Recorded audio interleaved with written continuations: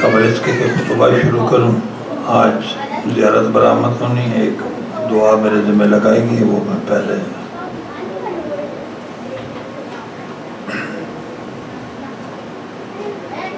اہل سنت نے بھی اپنی مختلف کتابوں میں اس واقعے کو لکھا ہے، ابن جوزی نے بھی لکھا ہے، اور ہماری کتابوں میں موجود ہے کہ ایک سید فیملی تھی اور وہ ہرات کے رہنے والے تھے، تو اصفہان آ گئے۔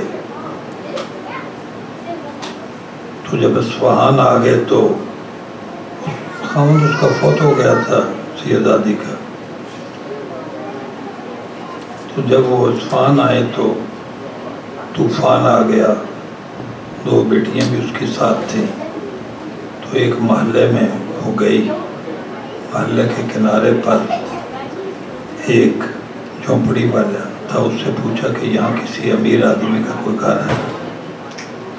تو اس نے دو گھر بتائے، اس نے کہا یہ تو مسلمانوں کا گھر ہے اور ایک آتش پرست کا گھر ہے۔ مسلمان کے دروازے پر آئی تو کہا میں پردیسن ہوں اور یہاں ابھی مزدوری کے لیے آئی تھی شہر میں، تو طوفان آ گیا، میں اس سے گر گئی ہوں، بارش ہو رہی ہے، ہوا بہت تیز چل رہی ہے، اگر ایک رات کے لیے مجھے پناہ دے دے تو میں سید زادی ہوں۔ تو کہنے لگا کہ بھئی ہر بندہ یہی کہتا ہے میں سید ہوں، یہ کیا ڈرامہ بنایا ہوا ہے،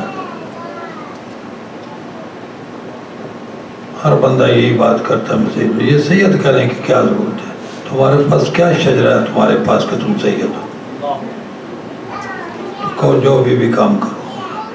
پھر وہ آتش پرست کے دروازے پر گئی، تو آتش پرست نے اس نے کہا کہ میں مسلمان ہوں، تو آتش پرست ہے، وہ چوکیدار بتا چکا تھا پہلے ہی، تو اگر تو میں سید زادی بھی ہوں، اگر تو مجھے پناہ دے دے۔ تو اس نے کہا ٹھیک ہے آپ اندر آ جائیں۔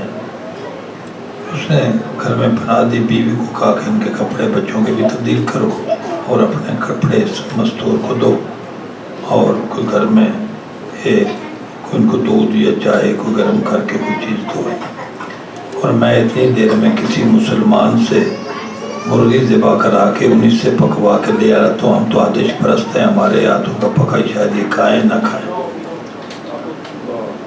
تو گیا، کھانا بھی کھلایا، بڑی تعظیم کی۔ صبح ہوئی،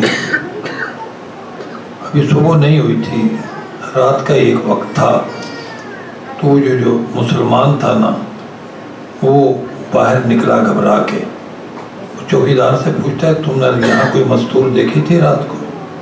اس نے کہا تمہارے گھر ہی بھیجا تھا۔ پھر وہ آگے آتش پرست کے گھر چلی گئی تھی، تو وہ آتش پرست کے گھر آیا، سن رہے ہیں یہ میں تو وہ آتش پرست کے گھر آیا تو اسے کہا کہ رات ایک مستور تمہارے گھر آئی تھی، اس نے میرے حوالے کر دو، میں ان کی خدمت کرنا چاہتا ہوں۔ تو اس نے کہا کہ جو خواب تم دیکھ کر آئے ہو نا، میں بھی وہیں تھا محشر کے میدان، میں بھی محشر کے میدان میں وہیں تھا، جب کہ تم آگے گئے ہو تو جا رہے تھے سید الانبیاء خاتم النبیین سرور کائنات فخر موجودات سرور ماہر امام وجہ تکوین کائنات علت ایجاد سماوات رسول کے پاس۔ تو جب آگے بڑھنے لگا تجھے ملائکہ نے روک دیا، رسول نے کہا کہ اس سے پوچھو کہ تمہارے مسلمان ہونے کا تمہارے پاس کیا ثبوت ہے؟ کوئی تحریر، کوئی معاہدہ، کوئی وٹنس، کوئی گواہ؟ کہنے کا کوئی گواہ نہیں، کوئی تحریر نہیں، بس میں کلمہ پڑھتا ہوں۔ تو رسول نے کہا اسے جہنم میں پھینک دو۔ اور یہ کہہ کے بھجوایا کہ میری ایک بیٹی آئی تھی تیرے دروازے پر رات کو اور تو شجرے پوچھتا رہا تھا، جب اس نے کہا تھا میں سید زادی ہوں، کیا یہ اتنا کہہ دینا کافی نہیں تھا؟ اگر تمہیں میری عزت کا پاس ہوتا؟ کہتا میں بھی وہی تھا، اور مجھے رسول نے آگے بلا کے کہا، جب رسول نے مجھے بلایا اس سے مجھے سمجھ آ گئی کہ جنت کے سردار یہی ہیں، میں نے وہی رسول کے سامنے کلمہ پڑھا اور انہوں نے مجھے جنت میں گھر بھی عطا کر دیا۔ تو میں نے آگے بھی گزارش کی ہے، جب کوئی مولوی آ جائے نا، کہیں نہیں لکھا ہوا مولویوں کی تعظیم کے لیے اٹھو، اگر کہیں لکھا ہوا تو مولوی بھی سن رہے ہیں، پوری دنیا میں ڈائریکٹ سپیچ جا رہی ہے، مجھے بتا دیں کہاں لکھا ہوا ہے۔ جب کوئی سید آئے نا جن کی تعظیم ہے، کل میں ایک مکمل قرآن کی روشنی میں اور معصوم کے فرمان کی روشنی میں عزت سادات آپ کے سامنے واضح کروں گا۔ تو اس لیے سب سے اپیل ہے باقی سیدوں کو بھی کہ آئیں، امتی آئیں نہ آئیں ان کی اپنی مرضی ہے، بلے امتیوں کو بھی آنا چاہیے۔ ایسے نہ ہو کہ یہ چھوٹی چھوٹی غلطیاں آپ کو لے ڈوبے۔ کوئی سید تو آئے اس کے لیے کھڑے نہیں ہوتے، مولوی کے لیے کس لیے کھڑے ہو رہے؟ جن کے لیے قرآن میں آیتیں ہیں ان کے لیے کھڑے نہیں ہوتے، جن کے لیے کوئی آیتیں نہیں ان کے لیے کھڑے ہو رہے۔ صلوات پڑھیں بابا۔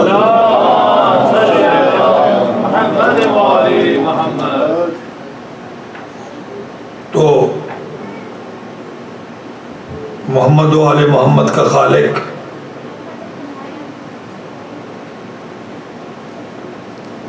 آج کی نیازت سید علی نقوی صاحب قبلہ سرکار کی طرف سے امر امکان کے مالک بطول اپنے دربار میں قبول فرمائیں، اور زمانے کا مشکل کشا ان کی تمام مشکلوں کو حل فرمائے، اور جتنے مومنین بیمار ہیں مولا انہیں شفا دے، جو بے روزگار ہیں ان کو روزگار دے، اور جس بندے کی جو بھی حسرت ہے وہ علیم بذات صدور اللہ جانتا ہے، وہ پالنے والے اس کی تمام خواہشات کو پوری فرما۔ صلوات پڑھیں بابا۔ درود پڑھنا ہو تو اونچی آواز سے پڑھ کر نہیں پڑھنا تو نہ پڑھنا۔ نعروں کے آگے آپ کو معافی دی ہوئے، آپ کا یہ سٹائل نہ تو کوئی تھکاوٹ کی علامت ہے کہ آپ یہ فرمان امام ہیں۔ بھائی میں 1.5-2 گھنٹے تقریر کرتا رہتا ہوں، آپ کو پتہ ہی ہے، وہ بھی ان کی پابندیوں کی وجہ سے میں، ورنہ میں تو زیادہ ہی پڑھوں گی۔ تو مجھے کیا فرق پڑتا ہے آپ 1 منٹ کے لیے دور پڑھ دیں، ابھی تو میں تھکا ہوا بھی کوئی نہیں۔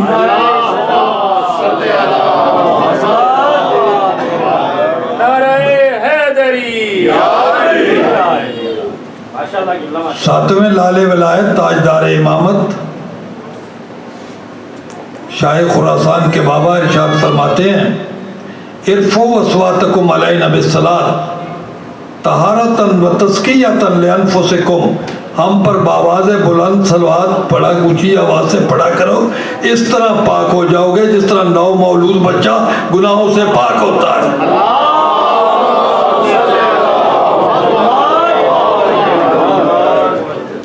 اعوذ باللہ من الشیطان الرجیم، بسم اللہ الرحمن الرحیم، الحمدللہ علی احسانہ قد جعلنا من المتمسکین بولایت امیر المومنین ووفقنا لقراءۃ شہادت علی ولی اللہ فی التشہد الصلاۃ والعبادات، والصلاة والسلام علی اشرف الانبیاء والمرسلین وعلی الطیبین الطاہرین المعصومین، والصلاة والسلام والتحیۃ والاکرام علی وصیہ واخیہ ووزیرہ وابن عمہ ووارث علمہ،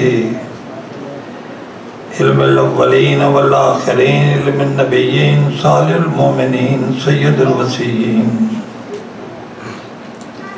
قبلۃ العارفین کعبۃ المقربین، سر الہ رب العالمین، امیر المومنین یعصوب الدین، امام المشارق والمغارب صلاة المؤمنین ولی العالمین ومن کان ولیم بعدمو بین الماء والتین وقال اللہ فی شان علی وکل شیء احصیناہ فی امام مبین الذی هو قرآن ناطق و برہان صادق و لون محفوظ والف لام میم ذالک الکتاب وکافا یا انصاد وہا الحوامی وطاب تواسین ممدوحن فی حلتا سبب نزول آیات انما ولیکم اللہ و انما یرید اللہ وقل کفا وانفسنا ویا رسول بلغ ما ونقطة تحت الباء وبالباء ظهر الوجود وبالنقطة تميز الله بدو المعبود وبهتة باء بالسجود والمغفرة والشاهد ومشهود قسيم النار والجنة ظهوره في الكعبة زینت المسجد الحرام والمنبر ساقی الحوض الکوثر والد شبیر و شبر فاتح العود والبدر والخندق والخیبر وبیر العلم والحنین لا فتح الا علی لا سیف الا ذوالفقار وقال اللہ فی شان علی وقل رب ادخلنی مدخل صدق واخرجنی مخرج صدق واجعل لی من لدنک سلطان نصیرا مصداق مرج البحرین وبحر الدارین ومولا الثقلین ووالد السبتین الحسن والحسین من رد الشمس مرتين الطائن بالرمحين الضارب بالسيفين ضربة علي يوم الخندق أفضل من لباعودة الثقلين وقال الله في شان علي وكفى الله المؤمنين قتال مظہر العجائب ومظہر الغرائب امام المشارق والمغارب الذي حبه ومودته وطاعته وولایته فرض على الحاضر والغائب وهو مفرق الكتائب وشهاب الثاقب وصاحب الكواكب وبحر المناكب وانہاء السالب نقطة دائرة الوجود والمطالب اسد اللہ الغالب لیس علیہ غالب غالب علی کل غالب مطلوب کل طالب علی ابن ابی طالب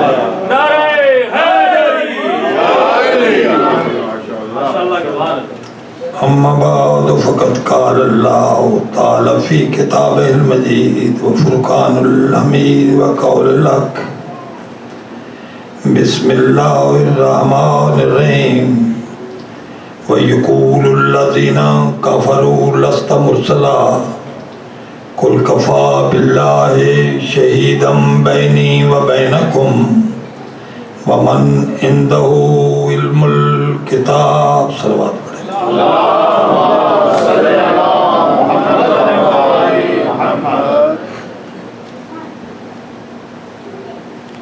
اللہ الخالق الباری المصور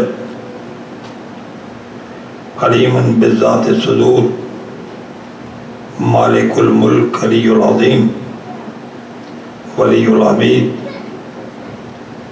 علی کل شیء قدیر اللہ اپنے کلام مقدس میں ارشاد فرما رہا ہے وَيَقُولُ الَّذِينَ كَفَرُوا لَسْتَ مُرْسَلًا یہ کافر کہتے ہیں تو رسول نہیں ہے.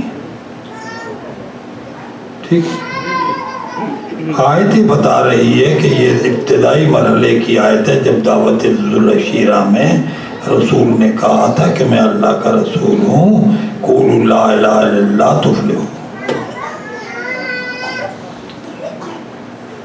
وَيَقُولُ الَّذِينَ كَفَرُوا لَسْتَ مُرْسَلًا یہ کہتے ہیں کہ تو رسول نہیں. काफिरों ने कहा कि भाई आप हम में ही रहे यहीं, तो आप रसूल कैसे बन गए और आपके पास कोई गवाह है आपके रसालत के? तो रसूल पाक ने फरमाया मैं यहाँ तो रसूल बने ही नहीं, मैं शियों से खिताब कर रहा हूँ, 40 साल वालों से नहीं कर रहा। जी, आपकी मुअज़्ज़ज़ खामोशी मुझे परेशान करती है, परेशान इसलिए करती है कि शायद मैं समझा नहीं पा रहा।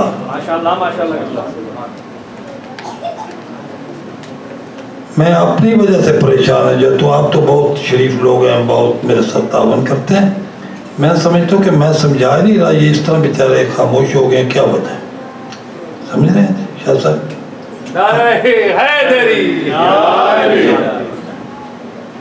वयक़ूलुल्लज़ीना कफ़रू लस्ता मुरसला, ये काफिर कहते हैं कि तू रसूल नहीं है, आपके पास क्या कोई गवाह है? इधर जिब्रील नाज़िल हुए, रसूल के कदमों पे हाथ रख के कहा, उन्होंने कहा था यक़ूलुल, ये दावा है उनका। आगे अल्लाह जवाब दावा कर रहा है। सरकार शफकत साहब चीमा साहब बैठे, जिम्मेदार हैं, चौधरी हैं, इनके पास मुकदमे शुकदमे भी आते रहते हैं, इन्हें पता है कि दावा होता है कि जवाब दावा होता है। समझे? काफिरों का ये दावा है यक़ूलुल्लज़ीना कफ़रू लस्ता मुरसला, कि तू रसूल नहीं। अल्लाह जवाब दावा दे रहा है, वकुल कफ़ा बिल्लाहि शहीदम बैनी व बैनकुम व मन इंदहु इल्मुल किताब, इनसे कह दे तेरी रसालत का एक गवाह मैं अल्लाह हूँ और एक वो अली है जिसके पास किताब का इल्म है।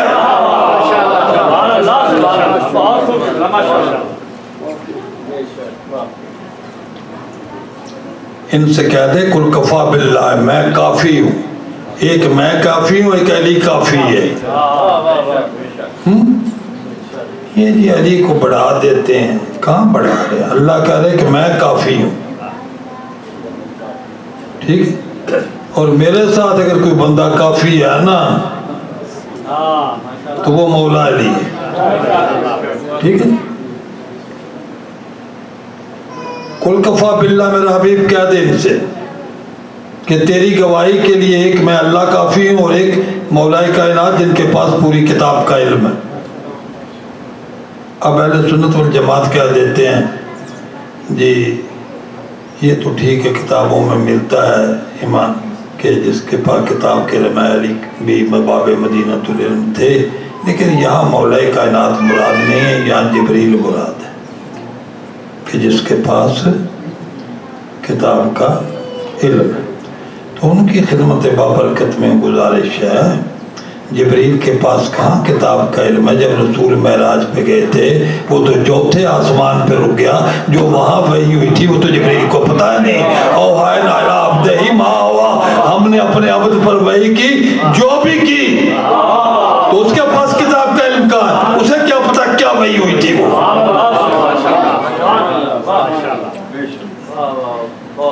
ये अहले सुन्नत की बात पे आपने वाह वाह किया, मेरे ख्याल उनके किस्सा चढ़े थे जी, सलामत रहे।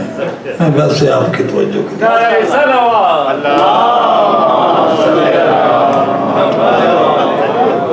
कोई घड़ी रख दो, नहीं तो मैं सवेरे तक पढ़ते रहना ना, सलवात पढ़े बाबा दे।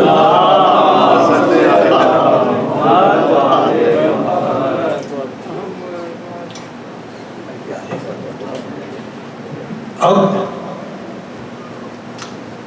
एक मुकदमा हो, उसमें दो गवाह हो, एक मजदूर हो और एक वजीर आजम हो। इस मुकदमे रसालत के दो गवाह, एक अल्लाह और एक अली, ठीक है। मैं जनरल मिसाल से समझाने के लिए आपको बात कह रहा हूँ। एक बड़ा आदमी हो, एक छोटा हो, ठीक है, लेकिन बैसियत गवाह दोनों का स्टेटस बराबर होता है। बैसियत गवाह अल्लाह और अली का स्टेटस इस मुकदमे में बराबर है। किसी वकील से पूछ लें आप, आज पूछ के आ जाना, कल मुझे बता देना, नहीं बराबर नहीं होता, बराबर होता है जी। तो इरशाद हुआ जी قل کفی باللہ شہیدا بینی و بینکم ومن عندہ علم الکتاب، علی کے پاس پوری کتاب کا علم ہے۔ ایک حضرت سلیمان نبی تھے، انہوں نے کہا تھا کہ ملکہ بلقیس کا تخت ملکہ سبا کا تخت آنے واحد میں یہاں لایا جائے۔ قرآن میں باقی پڑھ لینا جا کے، ساری باتیں لکھی ہوئی ہیں۔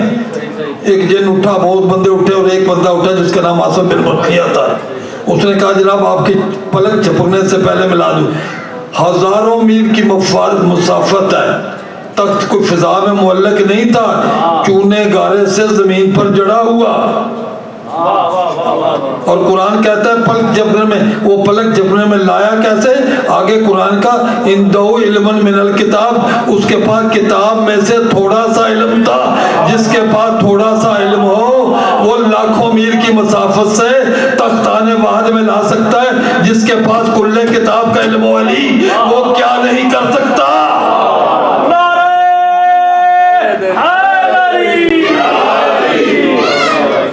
جی اب بڑی بات کرنے لگا ہوں، ساری تقریریں ایک طرف، یہ جملہ ایک طرف، ٹھیک ہے؟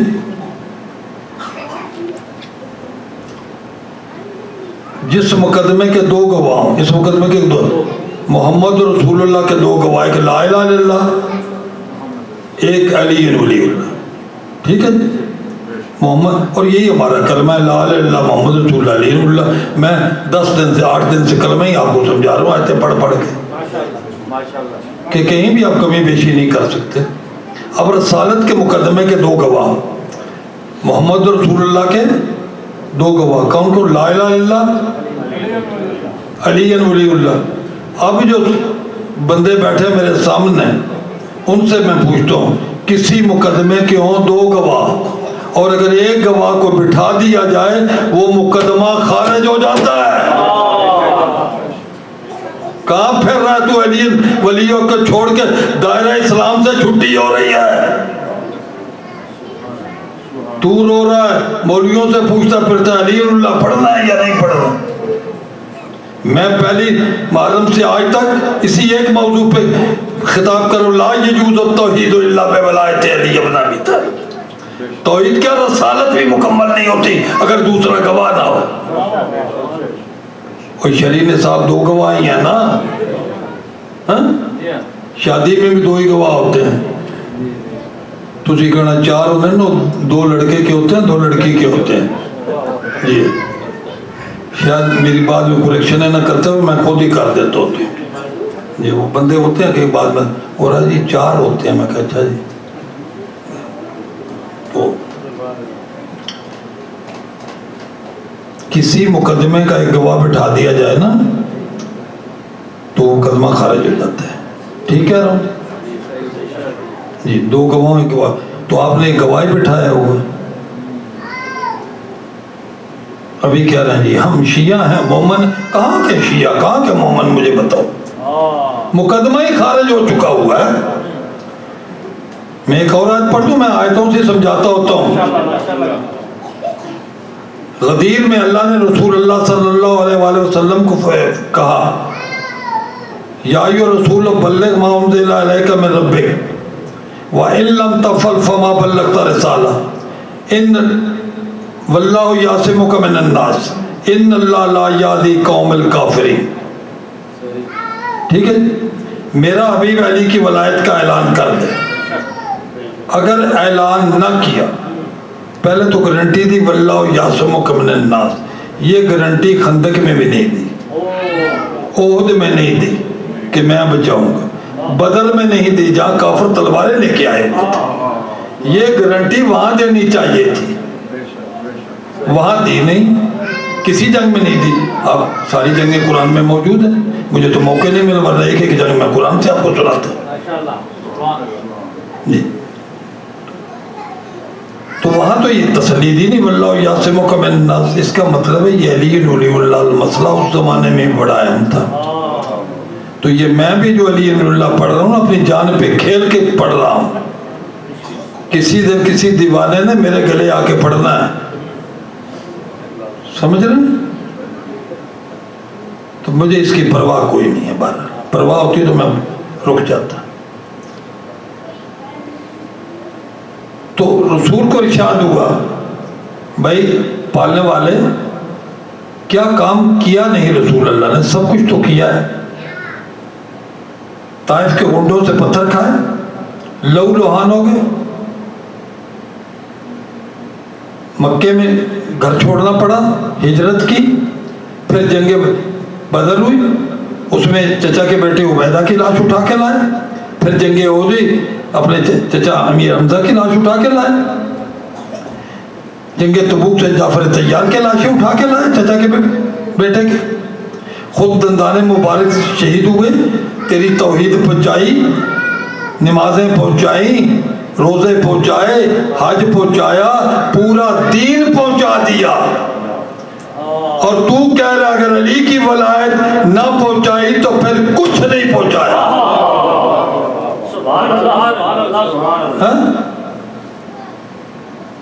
آپ نے بھی جو مرضی پڑھ لیا، سارا قرآن پڑھ لیا نا، اگر نماز میں علی نہیں پڑھا یا قرآن ہوتا تو میں اوپر ہاتھ رکھ کے دونوں کہتا کہ پھر کچھ بھی نہیں آپ نے پڑھا.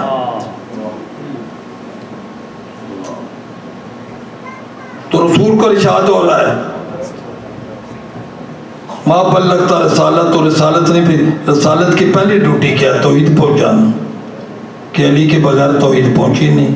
تو یہ کیا کہ رسول کو تھریٹنگ دے رہی ہے؟ جو شیعہ کہتے ہیں اللہ رسول کو تھریٹنگ دے رہا ہے، اپنے حبیب کو بدبختوں کو تھریٹنگ نہیں دیتا. یہ تھریٹنگ نہیں ہے، مقدمہ خارج ہو رہا تھا، کیونکہ اس مقدمے کے تھے دو گواہ، ایک تھا اللہ، ایک علی. اگر علی کی ولایت کا نہیں تھا، رسالت کا مقدمہ خارج ہو جائے گا. جی اللہ رسول کو دھمکا رہا، او حبیب کو کوئی نہیں دھمکاتا، کب بدبختو.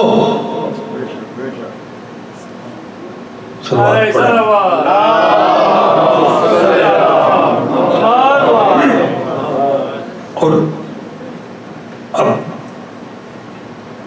یقول الذین کفروا لست مرسلا قل کفی باللہ شہیدا بینی و بینکم ومن محمد رسول اللہ کے دو گواہ، ایک لا الہ الا اللہ. یہ جو کہتے ہیں نا راجہ صاحب علی کو بڑھا دیتا، میں تو قرآن پڑھتا تھا، بڑھا کیسے دیتا ہوں؟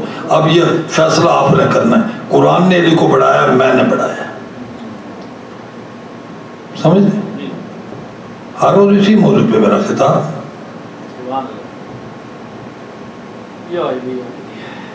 محمد رسول اللہ کے دو گواہ، ایک لا الہ الا اللہ، ایک علی ولی اللہ. ایک رسول اللہ سے بڑا، ایک چھوٹا. ٹھیک ہے، اللہ بڑا ہے، علی چھوٹے. وہ خالق ہے، یہ مخلوق. ٹھیک. محمد رسول اللہ کے دو گواہ. پرواز در ملکوت میں آقا خمینی علیہ الرحمہ نے رابر انقلاب ایران، انہوں نے لکھا ہے جلد 2 صفحہ 250 پہ اسی آیت کے تحت کہ یہ تینوں گواہیاں واجب ہیں. اگر یہ واجب کے وہاں جملے نہ ہو، میں ذمہ دار ہوں. تو مستحب کی رٹ لگائے پھرتا ہے. تو کہتے ہیں کہ اللہ نے دو گواہ ساتھ، اس طرح دو گواہ رکھے کیوں؟ ایک اکیلا ہے، اللہ ہی کافی تھا. جس مقدمے کا اللہ گواہ ہو وہاں دوسرے گواہ کی ضرورت کیا ہوتی ہے؟ انہوں نے کہا کہ چونکہ نصاب اللہ نے لم تجد لسنت اللہ تبدیلا، اللہ نے ہر مقدمے میں دو گواہ رکھنے تھے، اس لیے گواہی کا نصاب پورا کیا. تو محمد رسول اللہ کے دو گواہ لا الہ الا اللہ علی ولی اللہ، اور لا الہ الا اللہ کے بھی دو گواہ محمد رسول اللہ علی ولی اللہ. اب یہ دونوں گواہ اللہ سے چھوٹے. ٹھیک ہے. اب علی ولی اللہ کے دو گواہ لا الہ الا اللہ محمد رسول اللہ، دونوں بڑے گواہ ہیں یا علی سے چھوٹے گواہ ہیں؟ اللہ نے علی کو بڑھایا ہوا ہے یا میں بڑھا رہا ہوں؟ وقت پڑھ رہا ہوں تو مجھے بتا بھی دیا کر. ٹھیک ہے جی. اور گواہی دی. اب گواہی تو ساری دنیا دے رہی ہے. سب سے پہلے اللہ تو خود گواہی دینے آیا کوئی نہیں. اب یہ بات بہت اونچی بات کرنے لگا ہوں. اللہ تو زمین پہ آیا کوئی نہیں ہے. اللہ کی بھی گواہی علی نے ہی دی ہے. جی. تو کہتا ہے جی کہ گواہی کوئی نہیں ہے. تو پتہ نہیں بولے کدھر ہو گیا تجھے, ہوا ہو کے کیا گیا. یہ کر یہ رہے ہیں, بازار میں کوئی قتل ہو رہا ہو نا تو یہاں بکر نامی نام لے دیتا ہوں, کسی بندے کا نہیں لیتا, بکر بھی نام ہے. بکر نامی بندہ وہاں دیکھ رہا ہو کہ قتل ہو رہا ہے. بات غور سے سمجھنا, کئی بندوں کو میں نے اسی بات پہ آیتیں سمجھا کے مر گیا, انہوں نے نہیں پڑھا نماز میں. جب میں نے یہ بات کی انہوں نے کہا جی بات سمجھ میں آ گئی, اب پڑھیں. 10-15 دن آیتیں سنا کے کوئی اثر کوئی نہیں.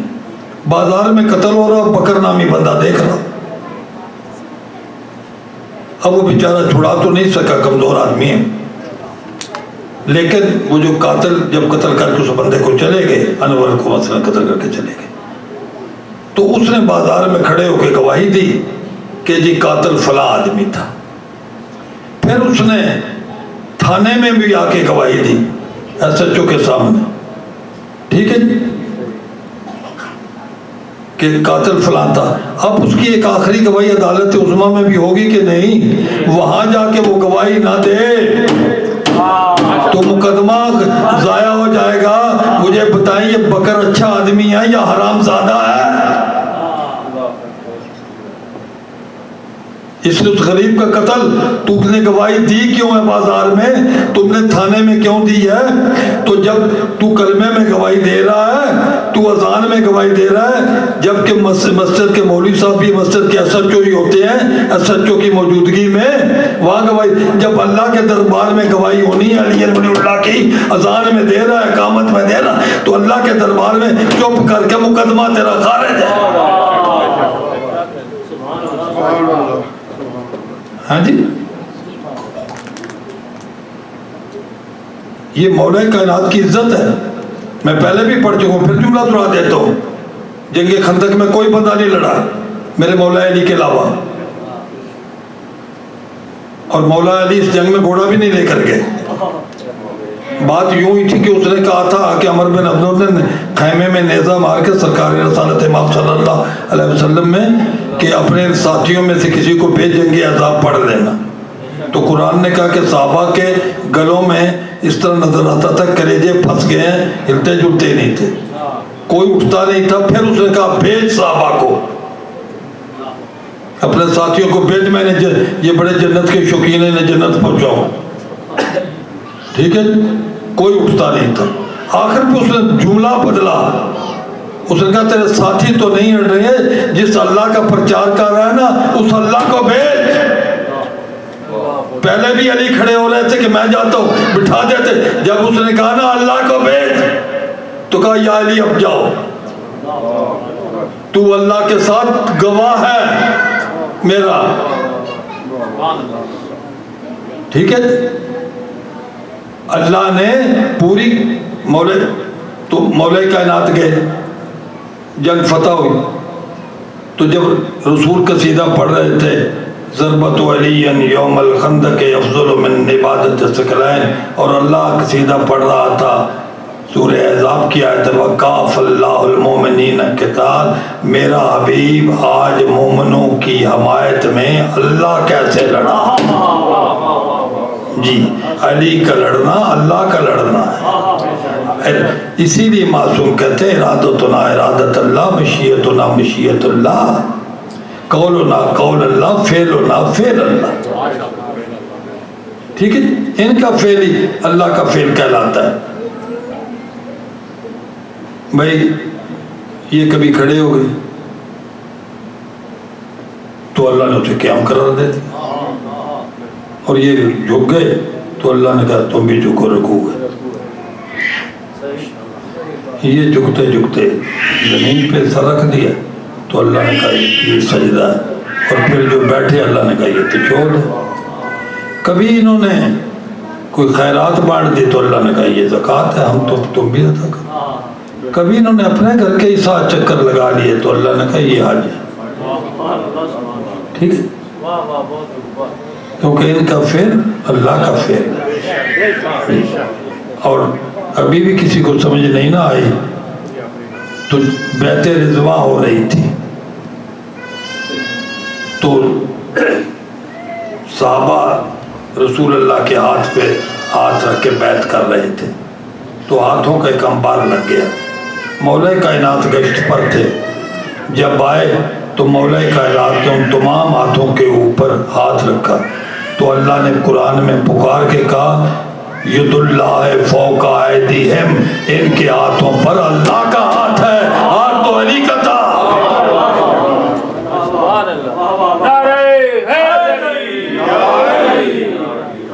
جی تو یہ آیتی آدھی پڑھی جاتی ہے۔ وہ ایک مولوی صاحب ہیں، ان کو تکلیف پڑ گئی، انہوں نے مجھے میسج بھی بھجوایا کسی بندے کے تھرو، ان کا راجہ صاحب ہمیں کافر کہہ رہے ہیں۔ میں نے کب کہا تو آپ کو کافر؟ میں تو آیت ہی پڑھی تھی، کیونکہ آپ عادی اتحاد بین المسلمین کے تحت نہیں پڑھتے بھئی، یہیں تک پڑھتے ہیں یا ایھا الرسول بلغ ما انزل الیک وان لم یا ایھا الرسول بلغ ما انزل الیک من ربک وان لم تفعل فما بلغت رسالہ واللہ یعصمک من الناس۔ آگے آیت ان اللہ لا یہدی قوم الکافرین، جو علی کی ولایت کا انکار کرے گا وہ قوم کافرین سے ہوگا۔ اللہ تمہیں کافر کہہ رہا، جا کے میدان معاشر میں اللہ سے پوچھنا کہ تم کافر ہو یا شیعہ ہو۔ یہ قرآن کی آیت ہے، یہ پڑھتے نہیں، سمجھ رہے؟ تو میری کسی سے کوئی لڑائی نہیں ہے، علمی طور پر جس کی مرضی ہے مجھ سے مناظرہ کر لیں۔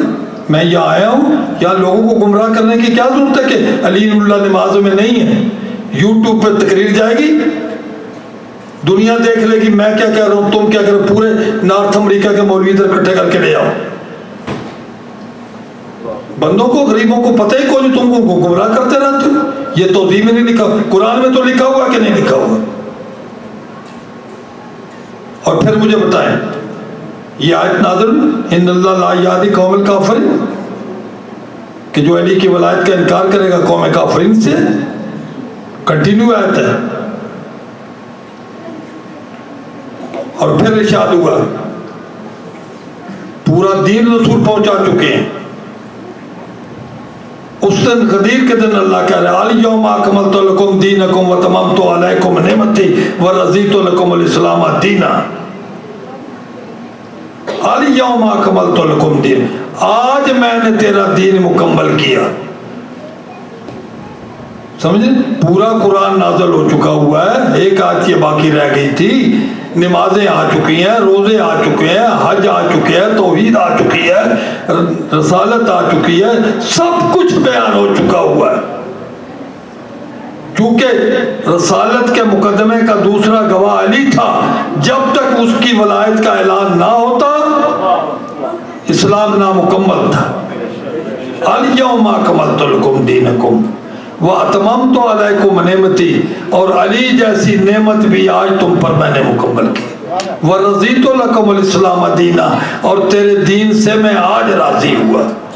تو جو اللہ دین کو علی کے بغیر دین نہیں سمجھتا، بڑا جملہ کہنے لگا ہوں، جنہیں سمجھ آئی وہ بولنا، باقی چپ رہنا۔ جو اللہ علی کے بغیر دین کو دین نہیں سمجھتا، وہ تیری نماز کو نماز سمجھ لے گا علی بغیر؟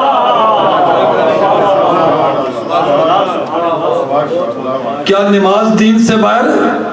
الیوم اکملت لکم دینکم، آج میرا دین مکمل ہوا۔ دین میں اصول دین ہے نا، فروع دین ہے نا، توحید ہے نا، تو میرا کیا عنوان تھا؟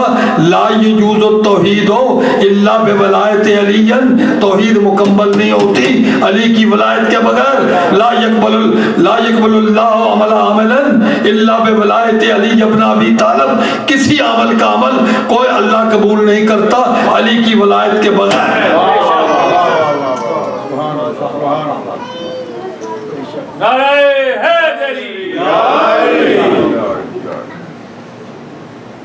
اور ایک آخری بات آپ سے بھی جواب چاہ رہا ہوں، جہاں تک چونکہ ڈائریکٹ پوری دنیا میں بھی جا رہی ہے یک وقت، سب سے میرا سوال ہے مشترکہ،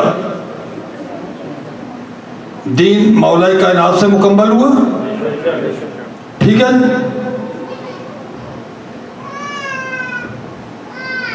آیتیں آپ کے مزاج عالیہ پہ ناگوار گزر رہی ہیں، میں ایک شعر پڑھ دیتا ہوں اور یہیں پہ ختم کر دیتا ہوں۔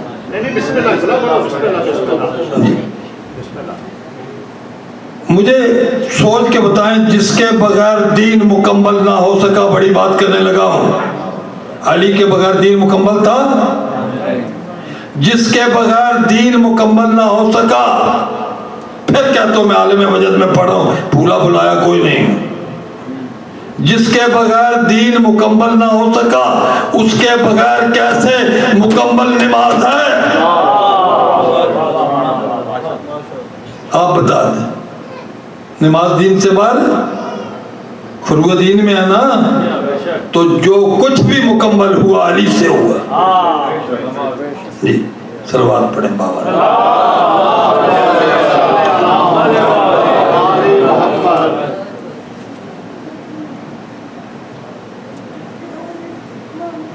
ٹائم ختم ہو گیا، مسائل بھی میں بہت کم پڑھ سکوں گا۔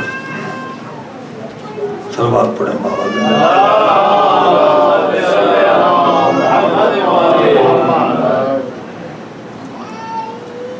سب سے پہلے تو ایک اعتراض کا جواب دے دوں، مہدی پہ اعتراض ہوتا ہے کہ کربلا میں پانی کہاں تھا کہ مہدی بنائی گئی؟ پھر یہ کون سا موقع تھا؟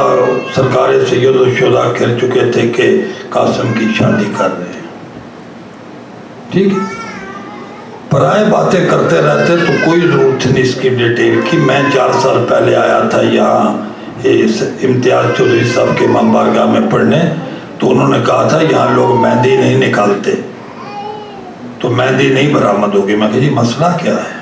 ان کا یہاں ایک عالم دین صاحب آئے تھے، مجتہد صاحب تھے، وہ کہہ گئے ہیں کہ مہندی کا کوئی ثبوت نہیں ہے، تو لہذا نہیں۔ میں کہا جی ان صاحبان کو مجھے ملاؤ، میں نے اگر مہندی پہ نہیں نہ پڑھنا تو 6 محرم میں آج میں اپنا ٹکٹ لے کے واپس جا رہا ہوں۔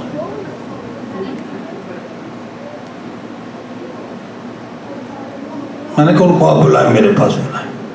خیر وہ آئے تو ان کی بھی مجبوری تھی، چودھری امتیاز صاحب نیو جرسی میں ان کا امام بارگاہ ہے، 4 سال پہلے میں وہاں آیا تھا، تو ان کو میں نے بلایا، باتیں کی، جو باتیں میں نے ان سے کی وہ آپ سے بھی کرنے لگا ہوں۔ اس کے بعد وہ مان گئے، انہوں نے کہا جی بالکل آج کے بعد نکالیں گے، اور مہندی برآمد ہوئی تھی۔ بات یہ ہے کہ عربوں میں ایک رواج تھا کہ بے شک دشمن آ جائے حملہ کرنے کے لیے، ان کے گھر آگے اگر شادی کا کوئی اہتمام ہو رہا ہو نا تو وہ واپس چلے جاتے تھے۔ یہ عربوں کا کلچر تھا۔ You turn over the pages of history you will come to نو۔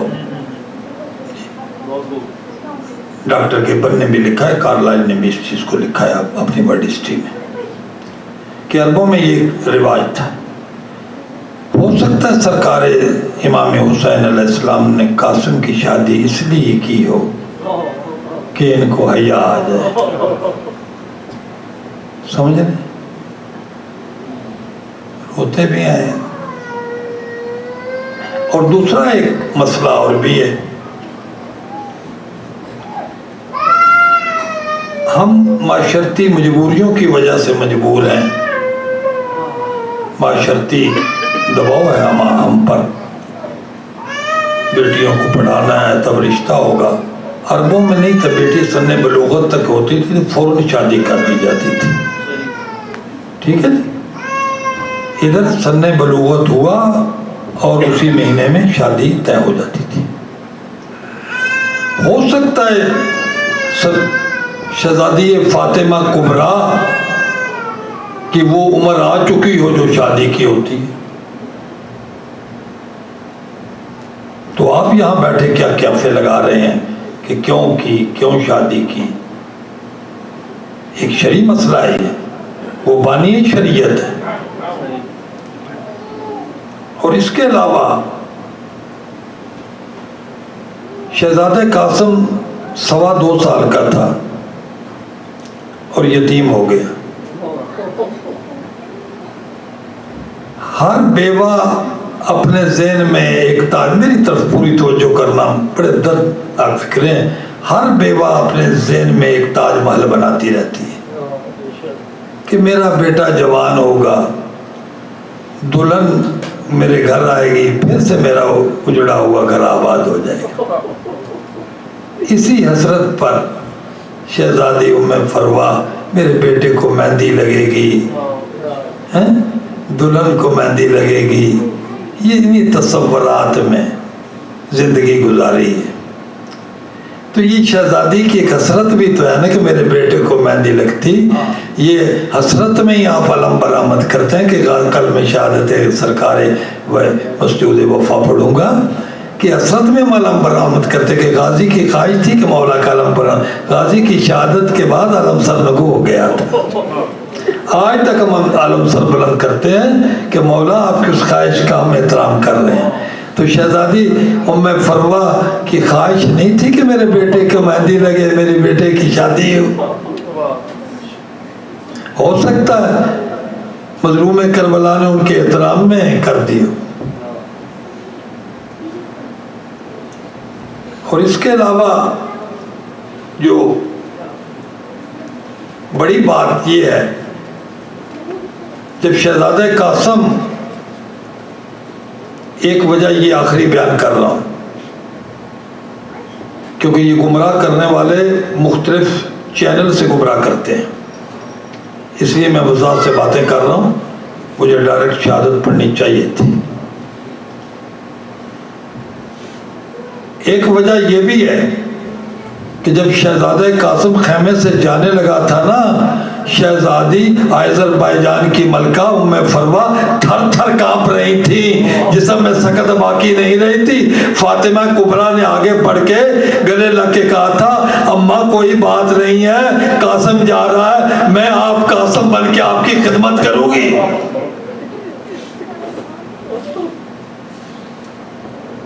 ہو سکتا ہے سرکار حسین یہ عقد نہ پڑھتے، ام فروا مر جاتی. تسلیاں دینے والی اس وقت شہزادی فاطمہ کبریٰ صلوات اللہ علیہا تھی کہ امی میں آپ کے ساتھ ہوں، میں آپ کی خدمت کروں گی. جس ماں کا ایک ہی بیٹا ہو، یار اندازہ تو لگاؤ نا، وہ مقتل کو جا رہا ہے، اس کی کیفیت کیا ہوگی.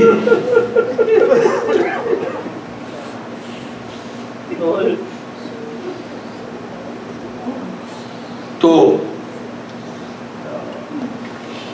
شہزادہ قاسم بچپن سے بہت بہادر تھے، تو اس لیے یہ جتنی میں نے گزارشیں کی ہیں، اب یہ سیج لوگ نکالتے ہیں، تو وہ کربلا میں سیج نہیں بنی تھی، صرف عقد ہوا تھا اور دلہا اور دلہن نے ساری رات مصلی عبادت پہ گزاری تھی. پتا تھا صبح مقتل ہے. تو یہ سیج وغیرہ کوئی نہیں بنی تھی، یہ ہم حسرت میں نکالتے ہیں. ماں کی حسرت تھی نا کہ مہندی بھی ہم حسرت میں نکالتے ہیں کہ شہزادی تیری حسرت تھی نا بیٹے کو مہندی لگاتی، بہو کو مہندی لگاتی. میں آخری جملے مصائب پڑھوں گا کہ فاطمہ کبریٰ کے ہاتھوں پہ مہندی کیسے لگی. میں نے جہاں جہاں پڑھا ہے نا، بندوں نے دیواروں سے ٹکرے ماری.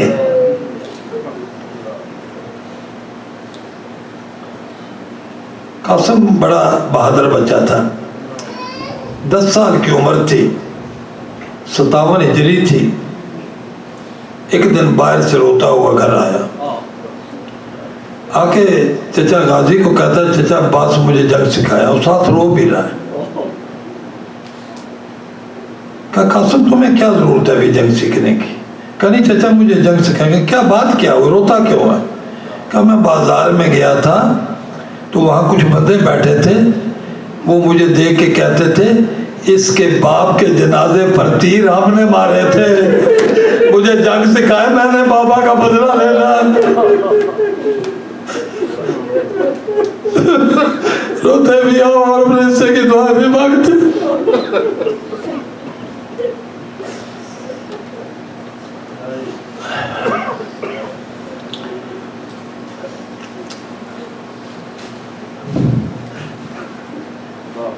دس محرم کی رات کو سب کو اجازت مل گئی. 7 دفعہ بھی ذاکر اہل بیت بہت اچھے انداز میں پڑھتے ہیں. مولا ان کی زندگی دراز کرے, ان کے گھر میں جو بھی کوئی بیماری ہے مولا اس پہ سید سجاد کی بیماری کے صدقے سے دور فرمائے. اور بھی جو بیمار ہیں مولا انہیں صحت دے بشمول مجھے. تو گزارش یہ ہے کہ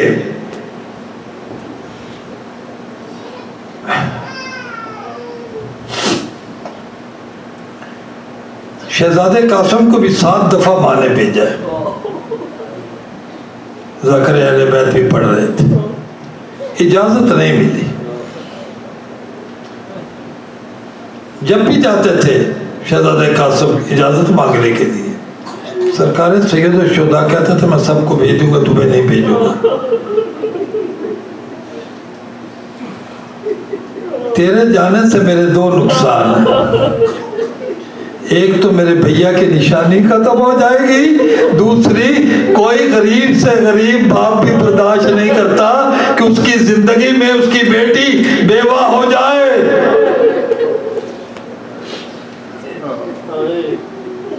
تو قاسم روتا ہوا آ جاتا. جب 7ویں دفعہ آیا نا خیمے میں جہاں سے ذاکر اہل بیت قبلہ سرکار نے چھوڑا تھا, میں اس سے آگے پڑھتا ہوں. تو 7ویں دفعہ جب آیا نا روتا ہوا,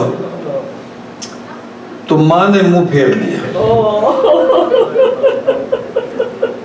شہزادہ قاسم ماں کے سامنے آیا, ماں نے پھر منہ پھیر لیا. شہزادہ قاسم نا کہتے امی میں کیا کروں؟ آپ کہتے ہیں جا کے چچا سے اجازت لو, چچا اجازت نہیں دے, خیمے میں آتا ہوں. آپ بات نہیں کرتی, آپ ناراض ہیں. شہزادہ قاسم نا خیمے کے کونے میں نا جا کے اپنے زانوؤں پہ سر رکھ کے رونا شروع کر دیا. شہزادی ام فروا دوڑ کے آئی, کہا قاسم میری زندگی میں کیوں روتا ہے؟ میں تو تجھے حسن بن کے پالا ہوا, میں نے تجھے باپ بن کے بھی پالا ہے, ماں بن کے بھی پالا.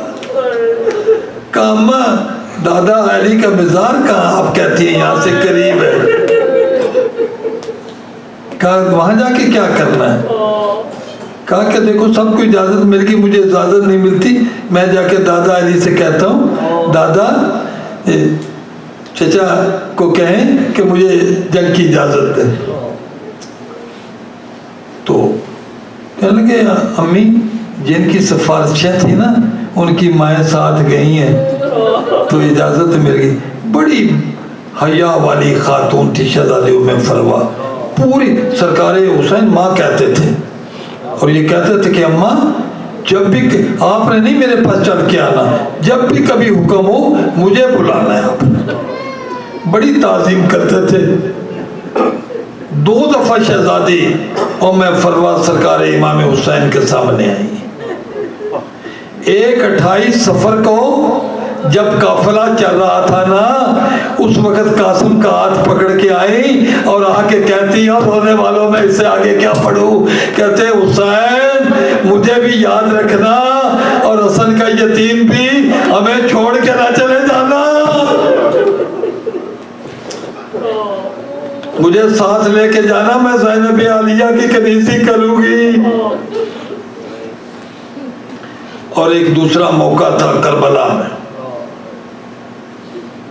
اچانک ایک خیال آیا کہ سرکار امام حسن نے ایک تعویذ باندھا تھا بیٹے کے شانے پر, بازو پر, اور کہا تھا کہ کبھی کیسا ہوگا نہیں زندگی میں, ایسا کبھی نہیں ہوگا کہ سرکار سید الشہداء مظلوم کربلا آپ کی بات نہ مانے, ایسا کبھی موقع نہیں آئے گا. لیکن اگر ایسا موقع آ جائے تو یہ تعویذ کھول کے امام حسین علیہ السلام کو دے دینا. شہزادی سمجھ گئی کہ اس سے زیادہ کیا, میں نے 7 دفعہ بھیجا ہے, 7 دفعہ سرکار حسین علیہ السلام نے خیمے میں واپس بھیج دیا. تو اٹھی, سرکار غازی ابو الفضل عباس پاس بیٹھے تھے, جب آتے دیکھا نا بابج کو، ماں کہتے تھے جب ماں کو آتے ہوئے دیکھا تو تعظیماً اٹھ کے کھڑے ہو گئے، کہا غازی اٹھ، میری ماں تشریف لا رہی ہے، اور آگے دوڑے اور قریب آ کے آتے مجھے کیوں نہیں بلایا، آپ کیوں تشریف لائیے؟ خدا کی قسم اگر حاجرہ ہوتی تو آ کے دیکھتی، حاجرہ نے صرف بیٹے کی گردن پہ چھری کا دباؤ دیکھا تھا اور اس کے بعد بستر سے اٹھ نہیں سکی تھی، یا مائیں منتیں کر کے بیٹے کی شہادتوں کی بھیک مانگ رہی ہیں۔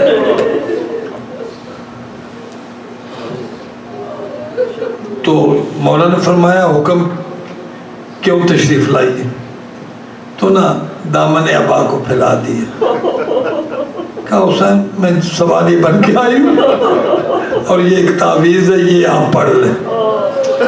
امام حسین نے تعویذ پڑھا، لکھا تھا من الحسن الی حسین الغریب، حسن کی طرف سے حسین غریب کو خط ہے، بھیا حسین کربلا میں میری خواہش تھی میں بھی ام فروہ کے ساتھ آتا، لیکن میری شہادت ہو گئی ہے، ام فروہ جب آئے نا قاسم کی شہادت کی بھی حسین انکار نہ کرنا۔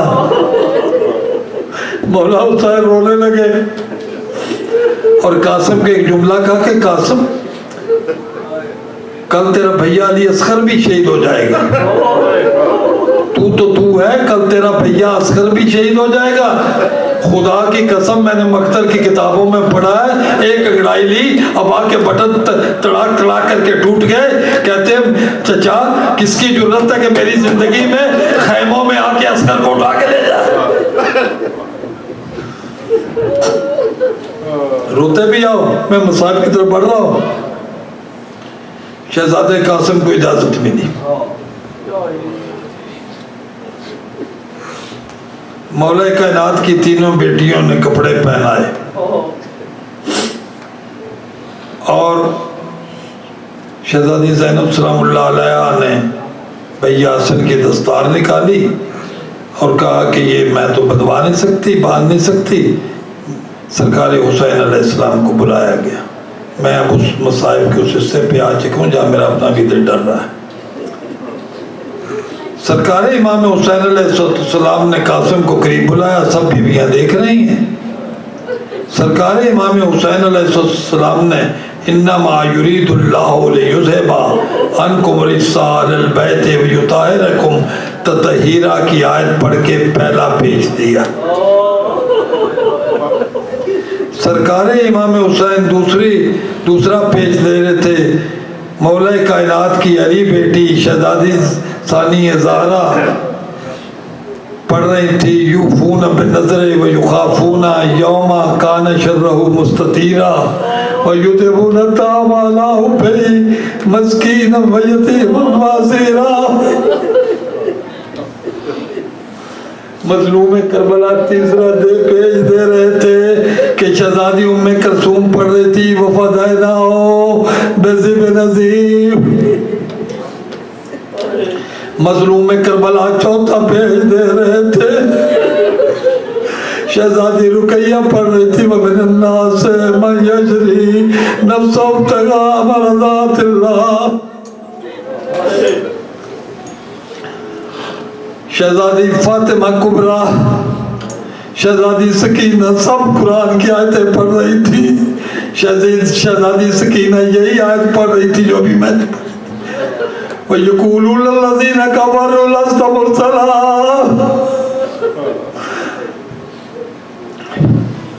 سرکار امام حسین علیہ السلام نے آخری پیج دیا۔ اب دیکھنا جنہوں نے ماتم کرنا ہے، جب سرکار امام حسین نے آخری پیج دیا، ایک دن کی دلہن جب سرکار نے آخری پیج دیا، جیسے مردے کو تحت الحنک باندھا جاتا ہے، ایسے جب تحت الحنک بیٹھا، فاطمہ کبریٰ سر پہ پیٹ کے کہتی ہے اِنَّا لِلَّهِ وَإِنَّا إِلَيْهِ رَاجِعُونَ۔ قاسم کا ماتم شروع ہو گیا، سورہ یہی دعا پڑھ رہی تھی بار بار، آپ بھی سب مل کے کہے اِنَّا لِلَّهِ وَإِنَّا إِلَيْهِ راجعون۔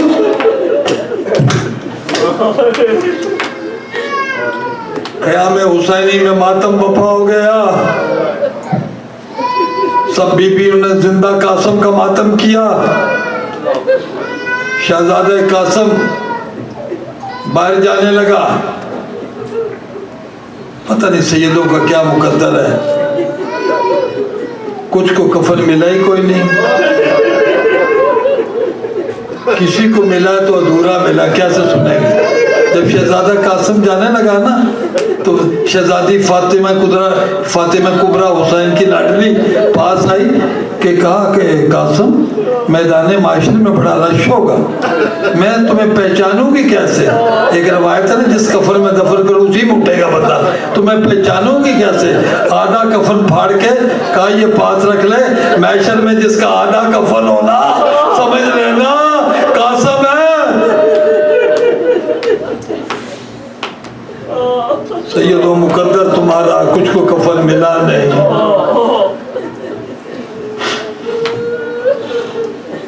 شہزادہ قاسم جانے لگا.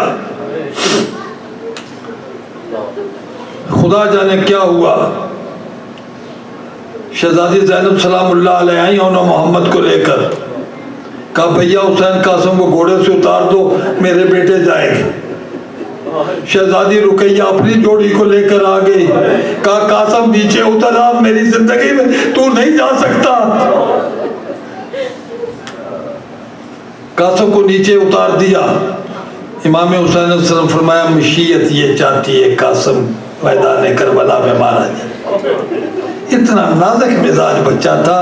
سرکار حسین نے کمر سے پکڑ کے نا گھوڑے کی زین پہ بٹھا دیا.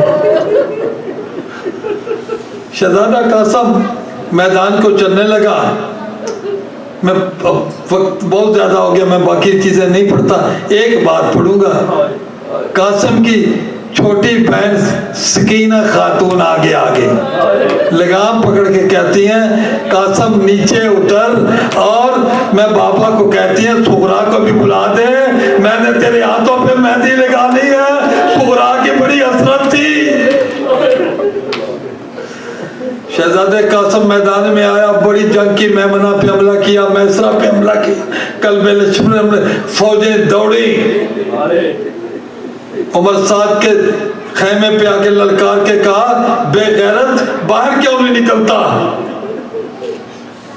تو عمر سعد نے فوجوں کو کہا کہ یہ علی کا بیٹا ہے، اس کے مقابلے میں کسی بڑے بہادر کو بھیجتا ہوں.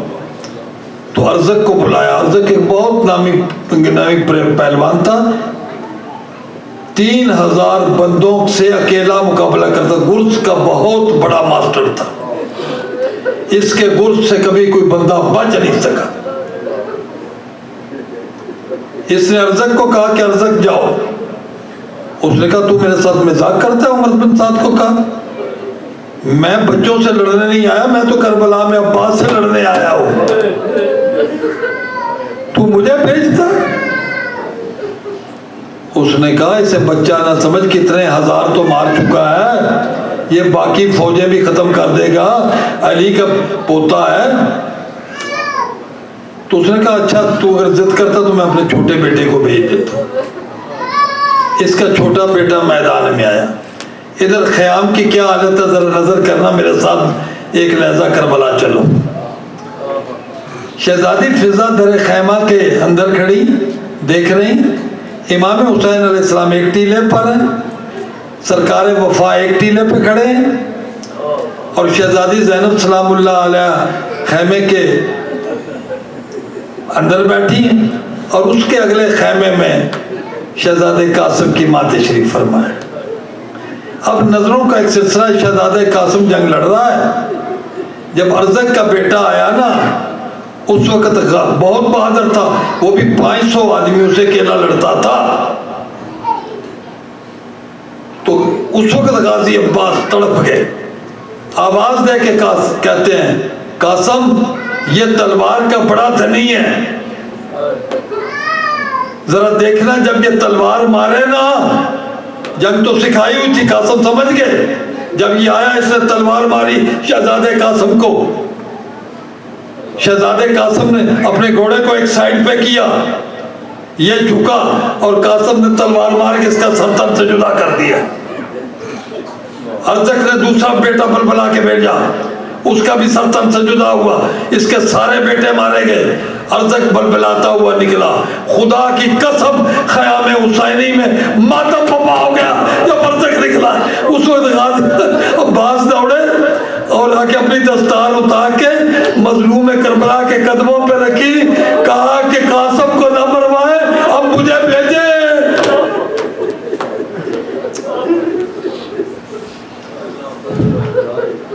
کہ عرض قاسم کے مقابلے میں آ گیا ہے۔ عرض آیا، گرز کا بڑا ماہر تھا ملعون، اس نے شہزادے قاسم کو، خدا کی قسم علی کی بیٹیاں نادی علی پڑھ رہی تھی اس وقت، جب اس نے گرز مارا ہے قاسم کو، اس نے گرز مارا ہے، قاسم نے گھوڑے کو ایک سائیڈ پہ کیا، اس کا گرز زمین کی طرف گیا، اس کا سر جھکا، قاسم نے ایک وار سے اس کا سر جدا کر دیا۔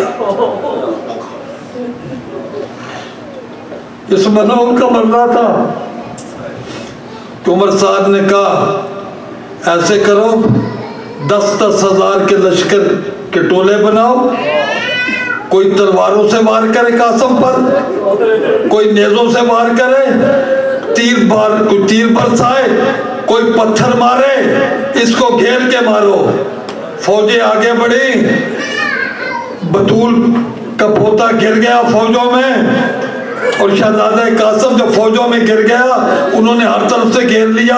امام زمانہ فرماتے ہیں فَحَاصَرُوا مِن كُلِّ جَانِبٍ، قاسم ہر جانب سے گر گیا، وَمَكَانٍ وَجَرَحُوا بِسَيُوفِ سَهَامٍ وَسِنَانٍ، کہ قاسم پر تلواریں برس رہی تھی، نیزے برس رہے تھے، پتھر والے پتھر مار رہے تھے، کہ ایک ملعون نے قاسم کی پشت میں نیزہ مارا۔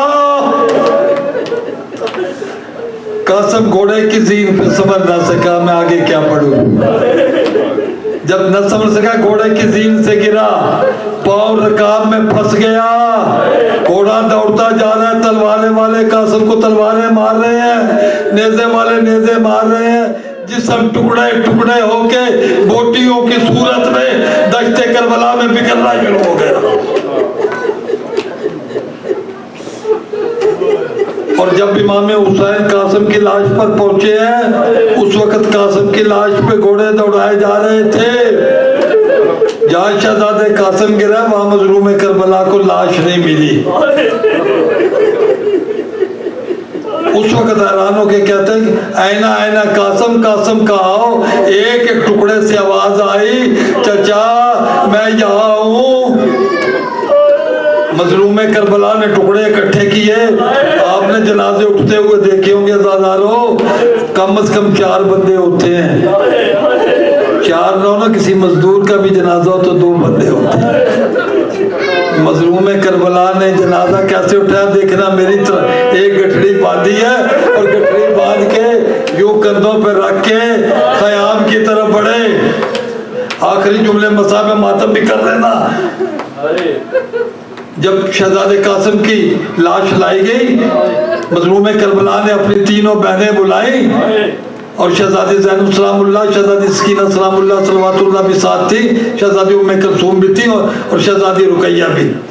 کہا رو کے میں کوشش کرتا رہا ہوں قاسم کو جوڑنے کی، مجھے قاسم جوڑ دو، میں نے قاسم کی ماں کو بلانا ہے۔ شہزادیاں بڑی دیر کوشش کرتی رہی، قاسم جوڑ نہیں سکا، رو کے اٹھ کے اس وقت سرکار ام فروا کو بلایا گیا۔ حالت کیا ہے، کبھی اس خیمے سے ٹکرا جاتی ہے دیوار سے، کبھی ادھر۔ شہزادی زینب سلام اللہ آئی لینے کے لیے تو کہا مجھے رستہ نہیں ملتا، میری آنکھوں کا نور ختم ہو گیا قاسم کے بعد۔ اور جب آئی ہے نا شہزادی تو بیٹے کی کہا کہ مولا حسین میرے بیٹے کی لاش کہاں ہے؟ کہا یہ گٹھڑی ہے۔